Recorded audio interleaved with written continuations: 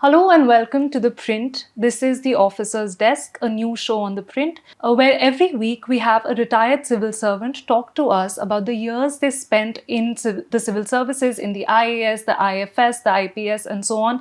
But more importantly, in which they shed light on how the country changed through the years of their service, and also how their actions, coincidentally or not, contributed to those very significant changes that India made. I don't think there is a person who can justify the raison d'etre of this show more than my guest today. I have with me Ambassador Ronen Sen, who has served with so many prime ministers, starting from Indira Gandhi, and then he, of course, went on to serve as advisors to Prime Minister Rajiv Gandhi, to VP Singh, to Chandrasekhar, to Narasimha Rao. He was in his PMO. He served as ambassador in Russia and then the US. Some would say that the nuclear deal, the Indo-US nuclear deal, perhaps would have not happened if not for Ambassador Sen. Ambassador Sen, thank you so much for joining us. Thank you. So, sir, you joined the Indian Foreign Service in 1966. Tell us a little bit about your life before that. Why did you choose to take the UPSC exam? Of course, the IFS was an extremely coveted service back then. But tell us, was IAS ever an option for you? Not really. I just got in accidentally. Because in Calcutta at that time, none of my friends in college or even at the university at that time considered the civil service at all. Oh. In fact, most people went in for business. It was at that time, Bengal was, industrially very much in the lead together with, and Calcutta and Bombay were major centers. So you might say accidentally, I think, quite accidentally. Right. But 1966, this is obviously a very crucial time. India is still reeling from the war with China. The war with Pakistan has just concluded. We're also dealing with a food crisis. There are insurgencies also happening at this time. Although IFS is a very coveted service, but how do you think India is seen by the world at this point? And what is India's worldview at this point? And it was a transitional period at that time also. And you had Prime Minister Shastri for a short time. And after the 65 war, the mood was very different. After 1962 was a major sort of landmark in every sense of the term, domestic, foreign, in terms of our national morale, or where are we heading. And also in domestic terms, as you pointed out, there were many things happening at that time. And so it was a transitional time in terms of our leadership. And then you had Indira Gandhi also when she first came in. In fact, by the time we met her also in 1966, she was very assured, but she was very new. And people had thought that she's just going to be, people will be able to manipulate her, the establishment, such, both the party establishment as well as the other establishments, with the bureaucracy and so forth. They were mistaken. And, but that was a critical period at that time. And a challenging period, globally also, as you know. But how difficult was diplomacy at this point? See, diplomacy, you can't separate domestic and foreign policy and put them to silos. Or like you can't separate your economic policies, foreign policies, national security policies, defense. They're not separate. Your technological policies, they're all integrated into one. So it is not just how you conduct yourself, but how you're perceived. All these factors do come into play. I think what you said about for diplomacy, it's extremely important how also you are perceived by the world, and that changes significantly, especially after the 1971 war.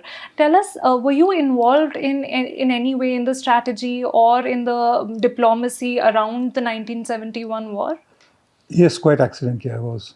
Okay. Because at that time, around that time, I was there from the late 60s, 68 to 71, end of 71.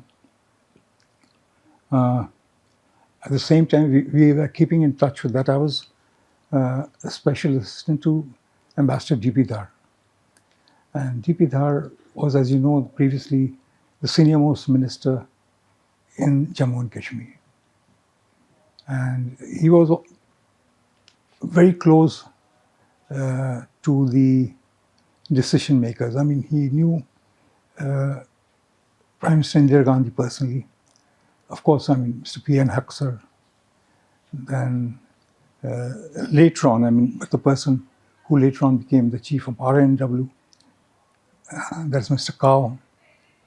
Then, T.N. Call. And others also, like the army chiefs, he knew them very well. Right. Because of the, he used to be home minister in Kashmir. Army has always been involved since quite some time. So tell us a little bit about the thinking of Mrs. Gandhi at the time, or what in the lead up to the war. There are some misconceptions. Let me clarify that. Like, for instance, that she was asked by General Manekshaw not to undertake operations in April or May, and it was not even being considered at that time. Okay. For different reasons. Because she knew it, and people who have to know it knew it, that we were not ready. Our armed forces, for instance, the Air Force,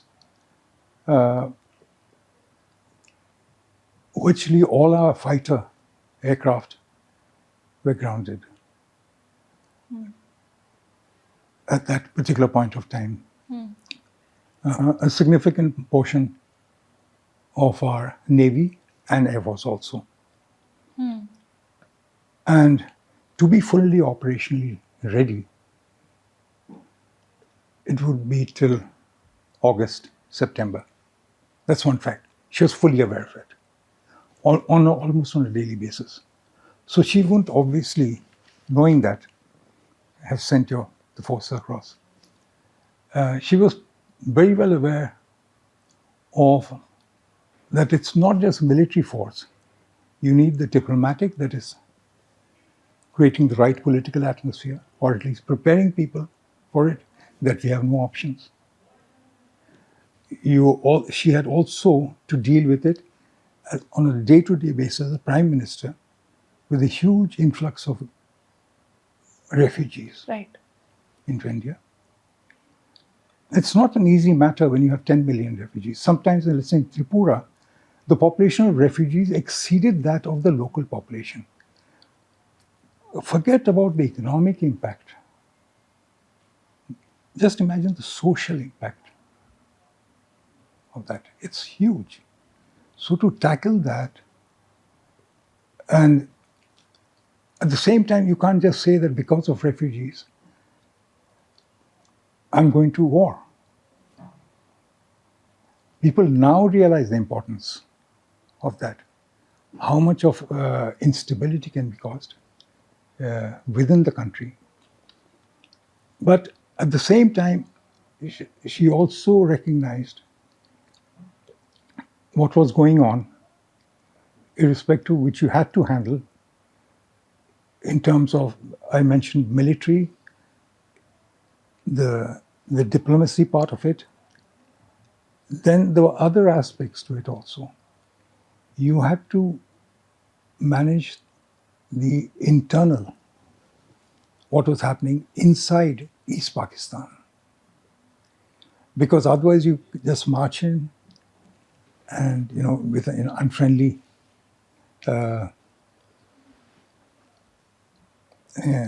climate within the country, it'll be quite different. So the training of the Mukti Bahini and all that, you have to start that.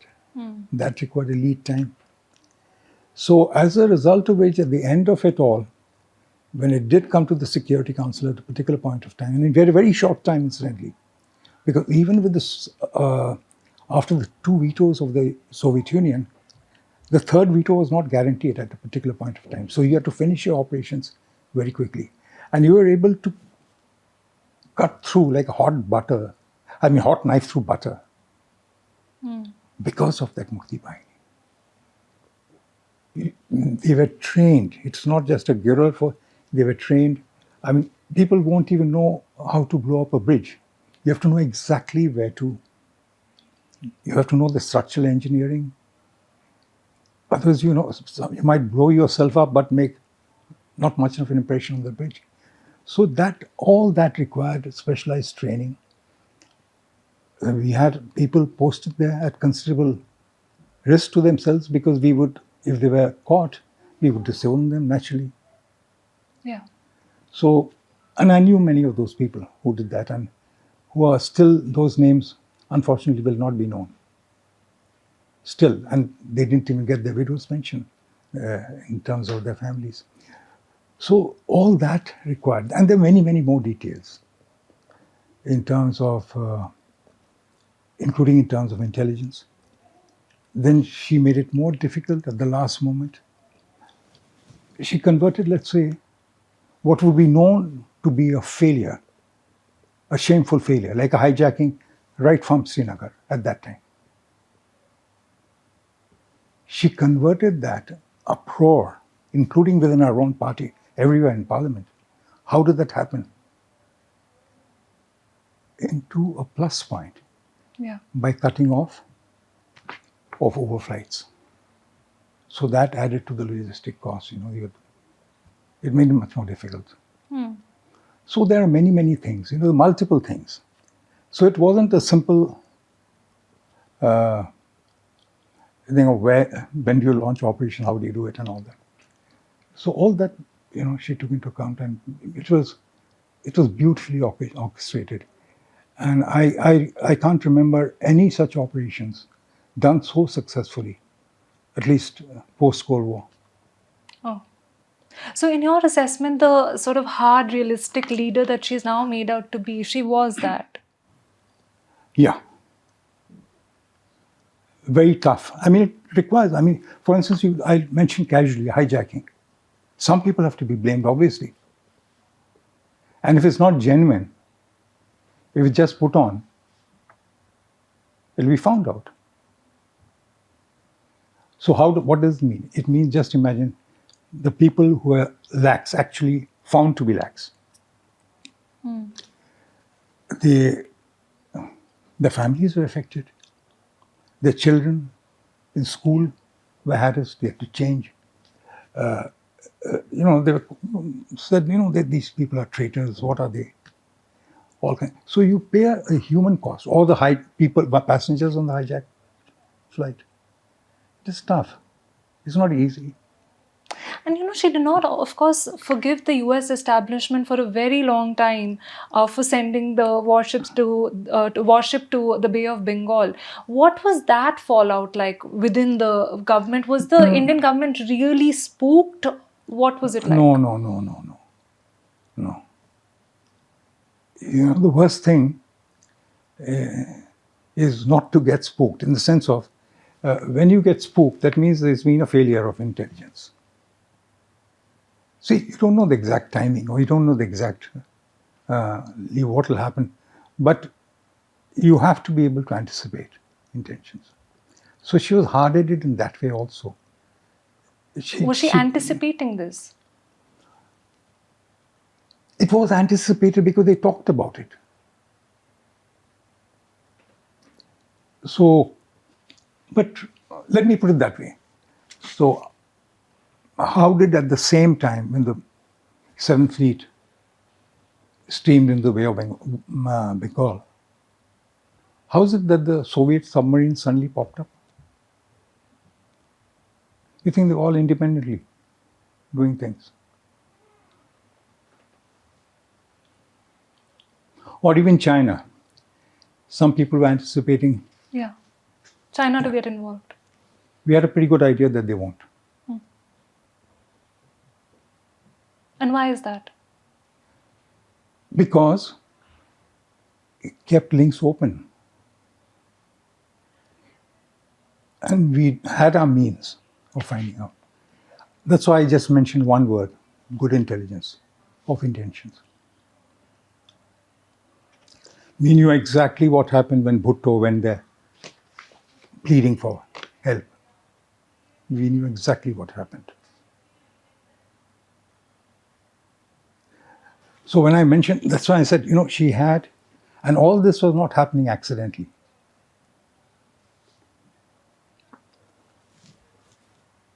At the same time, while on one hand, the US was sending its armed force right into India to intervene, to intimidate India, at the same time, India and the US were cooperating on some intelligence on China. So then again, you might say that, how is this possible? But it is. It happens. I do want to ask you, do you think, looking back at those times until the 80s, in fact, do you think India was ever truly non-aligned? I think so, yeah. And including when I was talking about, even at that time. What is non-aligned? See, non-aligned is not neutrality. In fact, I won't even put a hyphen between non-aligned. It's one word. It is not equidistance between two blocks. It means that independence of judgment and action, which is quite different. So, one of the biggest, in fact, it's a common narrative is that during the Cold War, India was pro-Soviet. Yeah. At the end of the Cold War, then it opened up To the to the US and to the West. False narrative. Completely false narrative. In fact, you've mentioned in the show Walk the Talk with Mr. Shekhar Gupta, I think about 15 years ago, that this impression that that India begins to warm up with the US only from the time of Narasimha Rao and then Rajiv Gandhi is false. Completely it false. Actually starts happening with Indira Gandhi. Yes.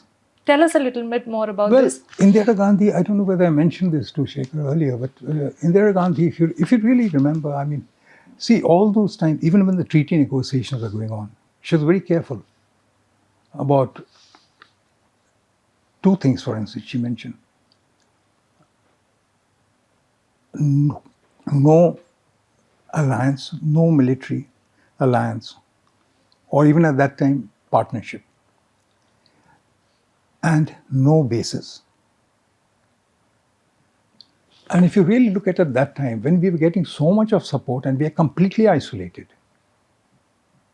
and in fact, you faced US hostility at that time. The same time,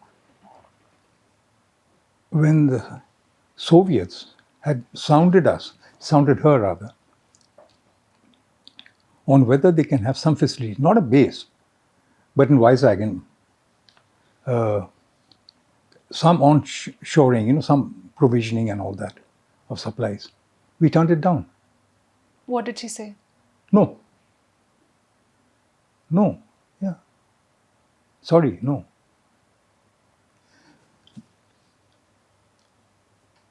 And when, at that time, when you say talking of the Indian Ocean as a zone of peace, outside, and foreign powers should not be present there, in the sense of establish bases there, we meant both, not just Diego Garcia and the Americans, but we meant the Soviet Union also at that time. And so it was done. And many other ways. let's say, I mean, at that particular, let's say Afghanistan, we had differences. Yes. And you can see Indira Gandhi's own, what she said immediately after she came to power. She spoke against the Soviet invasion. And in fact, you've shared earlier that she told Brezhnev at that time that both the Soviets and the US have a very short memory span, Yeah, attention span, attention span. and you forget and leave, and we will have to face Pick the up the security. pieces. Tell us a little bit about that. You know, that's exactly what she said. That, you know, eventually she said, look, you have, and not in public, this is in a private conversation, said that, look, you know, you are at it right now. You have moved in. The Americans had moved in even earlier, actually. You know, the first guerrillas to be supported was Carter at that time, you know, just to harass the Soviet Union and the soft underbelly, you know, through Pakistan, through Afghanistan.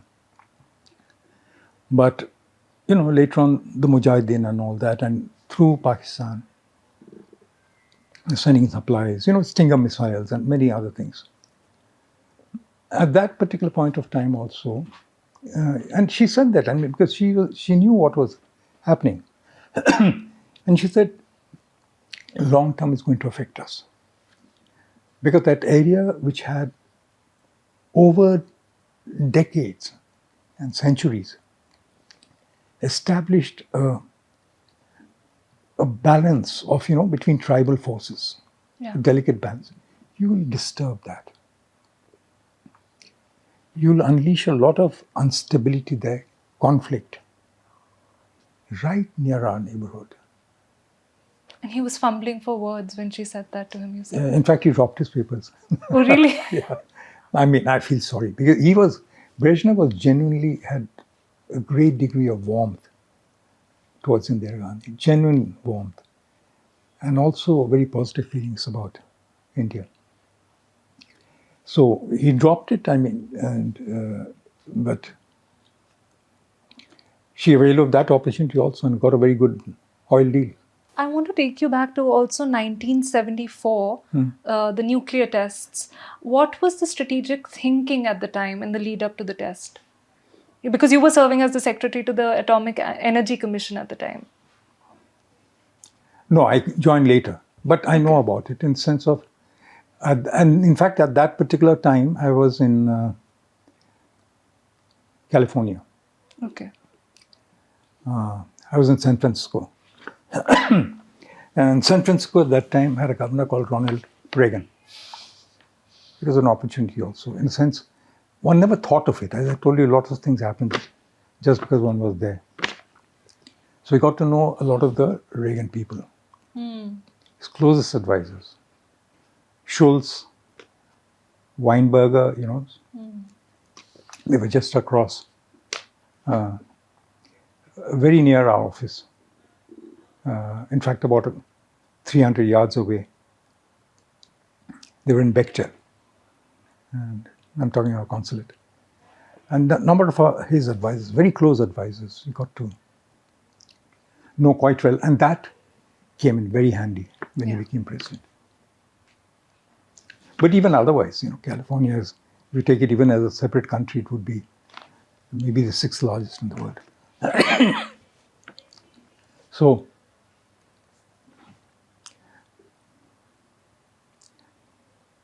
at that time, we also said that, look,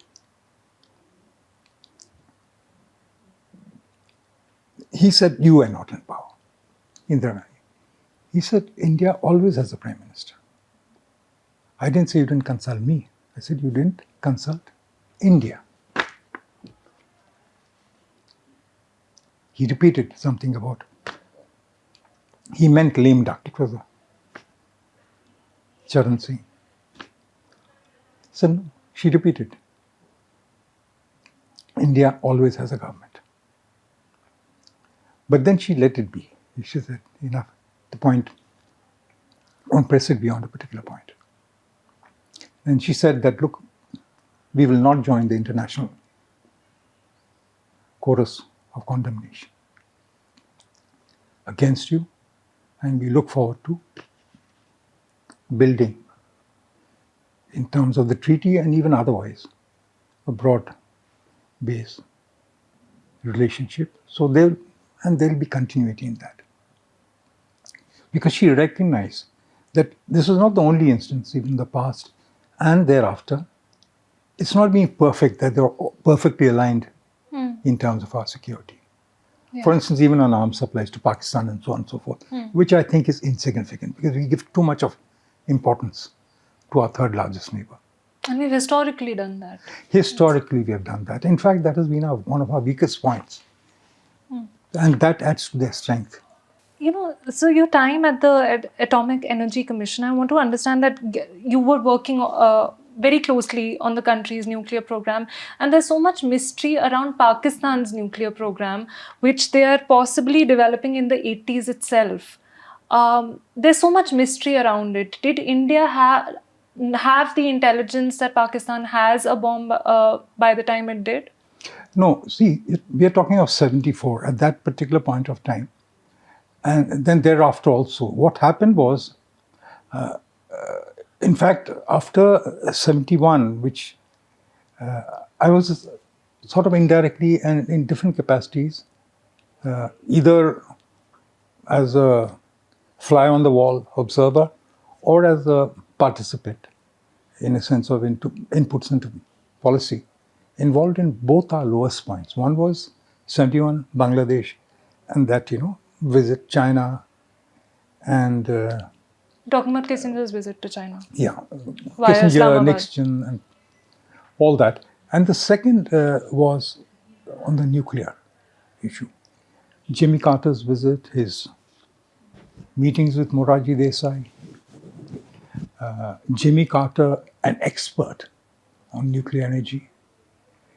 Jimmy Carter, as a naval officer, young naval officer, was an aide to Admiral Rickover, legendary Admiral Rickover, who you might say he's the father of atomic energy in a real sense.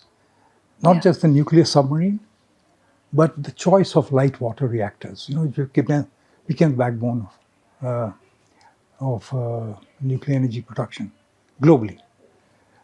And he was his assistant. He knew it backwards. And you had Prime Minister Morarji Desai, strong, upright, in his own way, very, very proud individual and Indian patriot.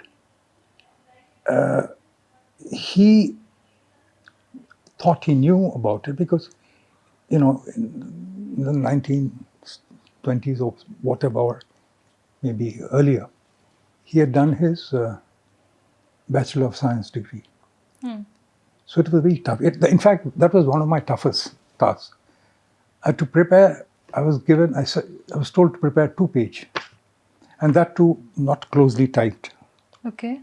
It had to be 1.5 space with margins, and that became 4 pages. But the Prime Minister actually read 2 pages, which is quite a lot, because he turned a page. But that was one of my most difficult jobs. So to prepare that brief. Why was it your most difficult job?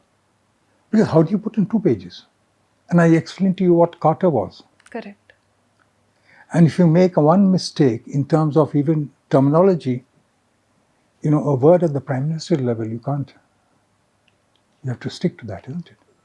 And there's a bit of an episode that happens with Carter having not turned off his mic when... Yeah. Tell us about that. No, that was just on there, because that he said that. What did he say? Basically, what he said was, Morarji, some ways he agreed with him also. Because Carter thought that, he'd get on with Morarji for one reason, that Morarji was by conviction and even in terms of his policy thinking, very strongly anti-communist. So when Carter mentioned something about, that they have these walls they built, they prevent their people from going out. And Moraji immediately agreed. He said, it's absolutely right. They shouldn't do this. It's a bad thing.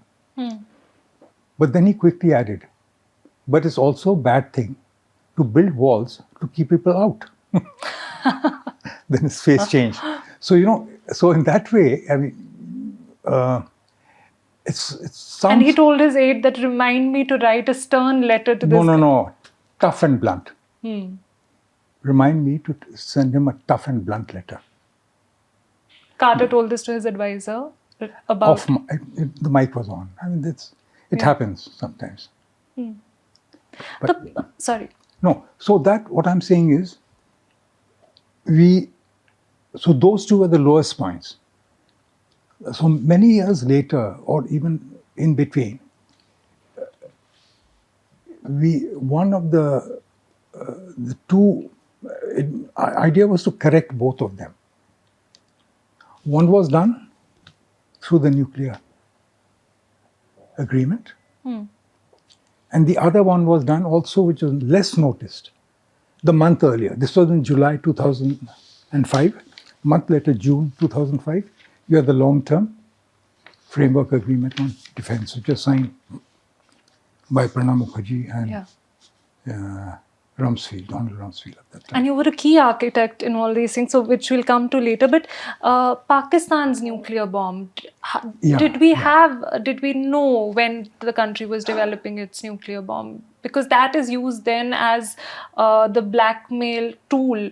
That is what Pakistan uses as a blackmail tool against India to raise these kind of asymmetrical wars. I wouldn't like to use words like blackmail and all that, because every country wants leverage, and if they think, because they're very existent, they have a one-point foreign policy actually.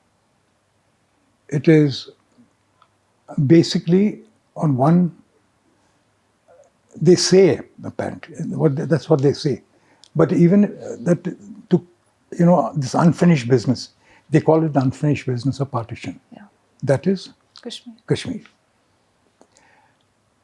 But there are other, it's more of that, because I think it's a one-point policy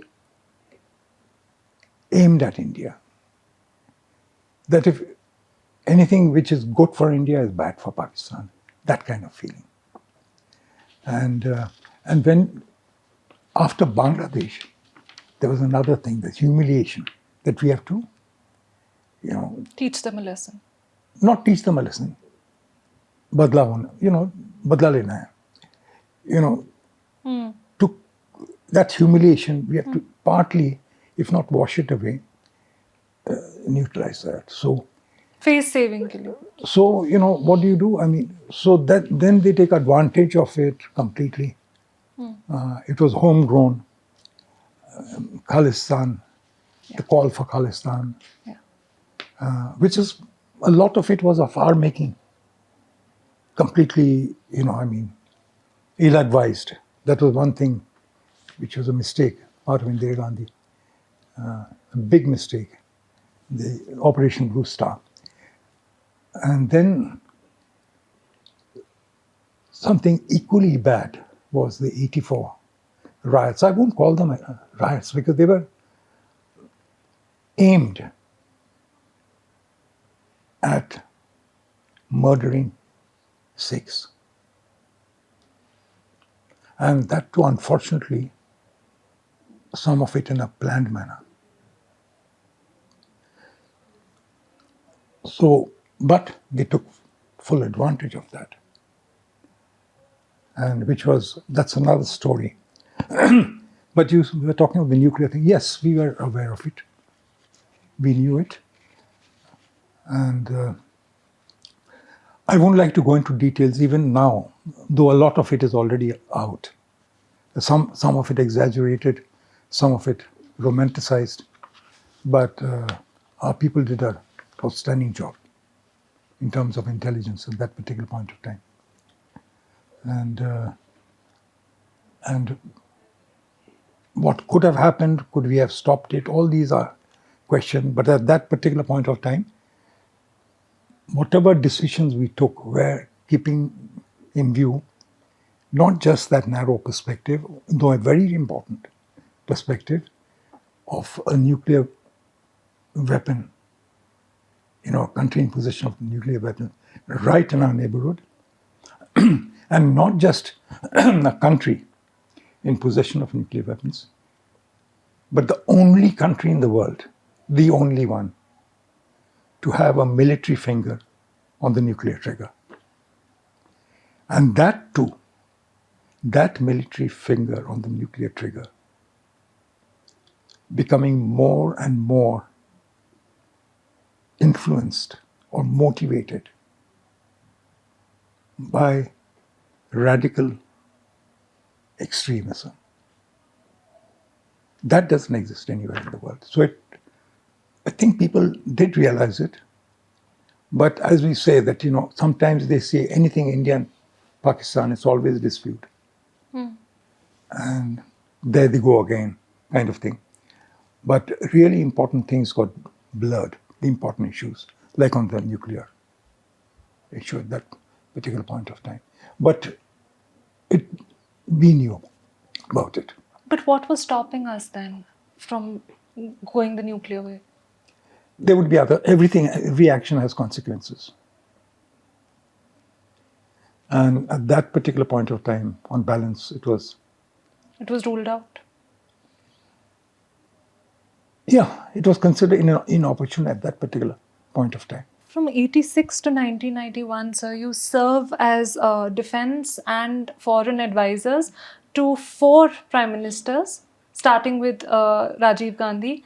Tell us about, when does your association with Rajiv Gandhi really begin? See, it was not personal. I don't think he chose. I was one of the 2 people who were shortlisted. And my name was ticked off by the Prime Minister. But so it was not that he asked for me by name or anything. But I got to know him during a visit he made as General Secretary of the party to Moscow in 1983.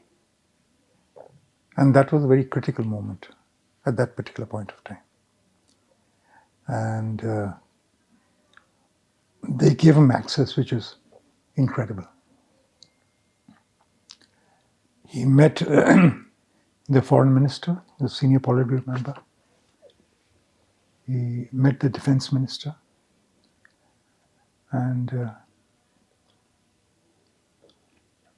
in fact, they shared with us, in fact, they were so anxious to please him that in strict confidence, they conveyed that if someone, they didn't mention the name, that if someone had been fit enough, that meeting also would have been arranged. That was Andropov, they were referring to Andropov. And he was in hospital, he was ailing. This is the first time I think anybody outside their limited circle, any outsider, had even got an inkling of it. So, but it was remarkably successful.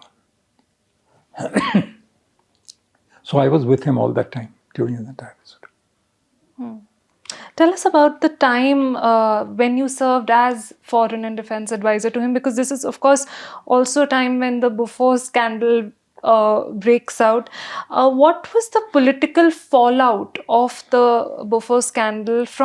What did it look like from within the government? I think that it was something avoidable. It was all mishandled.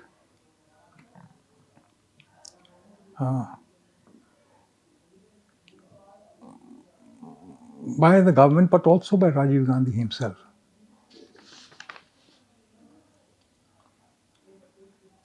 Because the fact is, and that is pretty well established, or no facts have been established to the contrary, that actually any bribes are paid. To him, bribes were paid. There's no doubt about it. The question was a lot of it, the payments, were to the Bofors agents in India.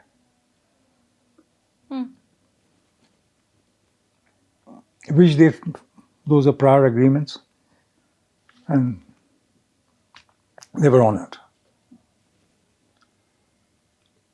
In spite of the understanding reached, and I know the understanding was reached at the Prime Minister level at that time, that is between Olaf Palme and Rajiv Gandhi, that the condition, the precondition would be what was loosely referred to as no middleman. And he wanted to do that, and that was resisted within his own party. He's saying, how do we, I mean, elections are expensive. In an ideal world, you would have a different system. Like governments, meeting the cost of elections, like in Germany or the other examples. But in the real world, elections are expensive. So anyway, that was unpopular. And I'll tell you, it's important to keep this in background, because how many people within the party spoke out actively on this issue? You look at it, you look at the records, and your answer will be there. He himself, why? Because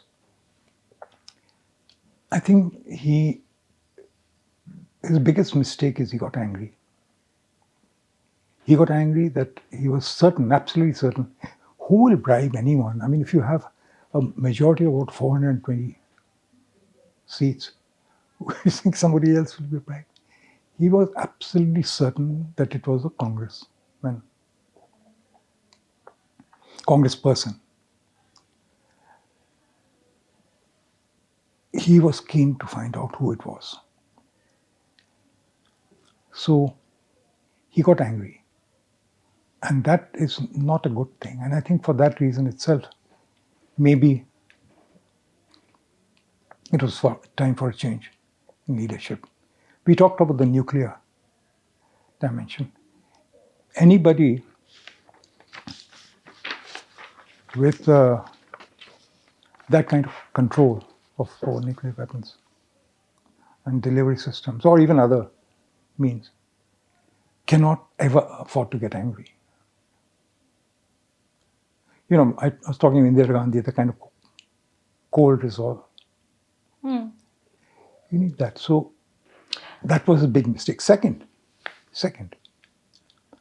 though he knew it, and I think most people knew it, that there's no way in which he would have taken any money. In fact, he made it, it became irritating. He used to spend so much of his time, virtually taking time off, to fill up his income tax returns. Every little detail. That he went on a flight, wife was with him, she'd been invited, part of a delegation. Rahul and Priyanka had not been invited. So, or when they go for the Andaman holidays, calculating how much would be the international first class fares. A lot of details he went into. I don't know of anyone who went through all that trouble. They all filed that. Is this after the scandal broke out, or was he always like this? No, this was after that. He went on his holiday. No, it was just before. But what I'm saying is the person doesn't change overnight. No? Do you think a more experienced prime minister would have been able to politically handle the scandal better? I won't say experience. A less idealistic person. A person who is, let's say, a person which he was not. He was in many ways, he's saying, I will not stand any corruption.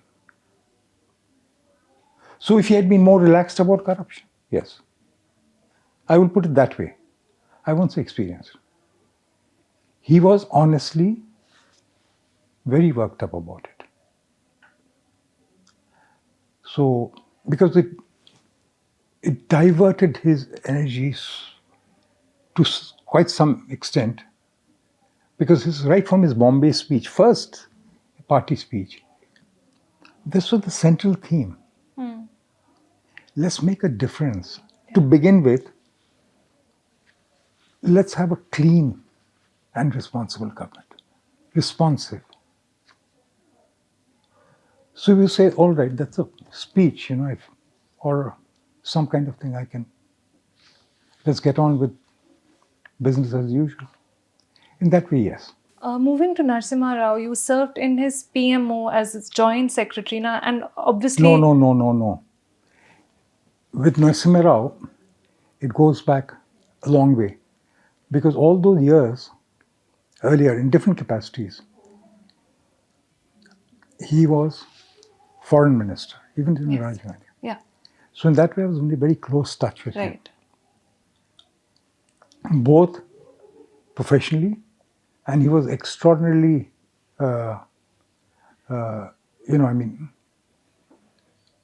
open with me in terms of always being open, I should say various things, offer my views. A comparatively brash youngster. And he used to listen. And so he was, I must say, very kind, personally. So I knew him very well. In fact, you were the person who went to meet him when I think he was beginning to believe that he's going to retire from active politics now. He was told basically that he won't get a Lok Sabha ticket. Yeah. No, I remember that, but that's a different matter. When I went to him, basically, because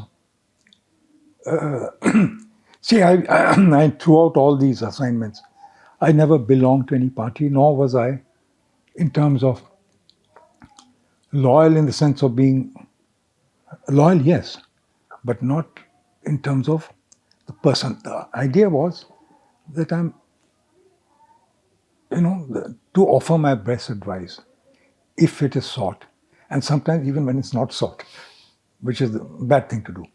But it was never personal in that way, and certainly not partisan. Not to a party, not to any faction of a party, not to any individual. And it was understood by everyone whom I served with. So Narasimha Rao in that way. So when he was just leaving, and we were looking at discussing various things, including how he should pack his books, whether it should be by subject, whether it should be by author, whether it should be done, what should be done alphabetically. He was an extremely voracious reader. Yeah, and also linguistically, extremely accomplished. Some people said that he knew so many languages, but didn't say anything meaningful in any language. But he was honestly a person you could enjoy talking to on many things. Even when you disagree on issues, like we discussed Babri Masjid, what happened, etc. The whole, how it unfolded. So in that way, it was a pleasure talking to him, because he never dismissed an argument because it was contrary to his view. He listened carefully, and he always gave a thoughtful response. And sometimes when he didn't, he just kept silent, which was a reply of its own. So I knew him. So what happened was, the moment when there was a change, because my colleague Shyam Saran had taken over at that time, and was in position. He asked me, just called me, Mr. Prime Minister, asked me to prepare a paper for himself personally, and to give it to him. Paper for what? Generally about what are the issues ahead, This what is transpired. after Rao becomes PM? Yeah, after he becomes. Was he prepared? Because this is obviously a man who was looking to retire. No, he was not. So whatever happens, he had a pretty good idea, and one knew about it also. When these revolving door, we had 1 p.m. in and 1 p.m. out. So there were, even in Moscow, we had a pretty good idea what was happening because of constant stream of visitors. So he when it came to him, I won't say that he very actively campaigned for something, but I'm talking of a fact. I'm not going to how. He wanted a paper just for his own use and to give the major issues of the general global political situation, the challenges which we face. And you can't handle everything. And to prioritize issues. What are the urgent issues which need to be addressed immediately?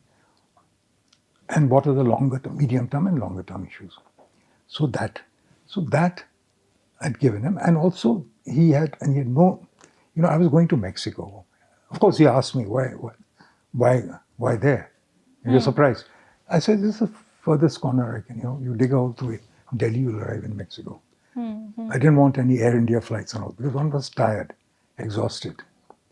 So I just, so he asked me to prepare that paper. And also, when he learned that I was going, just before, in a completely spontaneous gesture, he invited me for a private dinner. Few of us were there, just about 30 people or so. But he was very warm and gracious. And that way, reaching out. You don't have Prime Ministers of India having private dinners for people going to, relatively minor postings. But it just shows the personality of the person. So from that point of view, you might say that